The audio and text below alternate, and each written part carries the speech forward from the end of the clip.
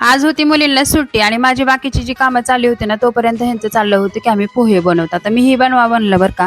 कारण त्यांनाही छोट्या-मोठ्या कामाची सवय लागलीच पाहिजे आणि ह्या पोहे बनवायला ना हा फक्त टेस्ट घ्यायला असतो बरं का. प्रत्येक वेळेस तुम्ही बघा, प्रत्येक टेस्ट तो घेणारच. आणि मग नंतर मी आले होते आईकडं. आता आई हॉस्पिटलमध्ये आजारी होती आणि त्यासाठीच आले होते. मग नंतर आम्ही नाश्ता केला, चहा घेतला आणि परत मग थोडा वेळ बसून मी घरी निघाले होते. आता ही विठ्ठल रुक्माईची मूर्ती ना मला खरंच खूप आवडली होती आणि बऱ्याच दिवस झालं मला ती घ्यायचीच होती. पण आज काही सोडून यावंच लागलं कारण मी गाडीवर एकटीच होते. मग नंतर बघूया म्हणलं आता. परत मग मी घरी आले आणि बाकीची जी कामं होती ना ती करायला घेतली होती आणि छोटी-मोठी कामं मी बरीच आज काढली होती. कारण हळदी-कुंकवाच्या गोंधळात ना खूप फिरणं झालं होतं. आणि ही पैठणी तुम्हाला कशी वाटते मला जी भेटली होती ती बरं का, मला नक्की कमेंटमध्ये सांगा. आणि नंतर आम्ही गेलो होतो हळदी-कुंकवासाठी. आता इकडचं डेकोरेशन खरंच खूप छान केलं होतं बरं का. पहिलं तर आम्ही एका ठिकाणी गेलो आणि दुसऱ्या दिवशीचे बाकीचे जे फोटो आहेत आणि फिरायचं आणि एवढं सगळं सामान घेऊन यायचं. चला तर मग बाय.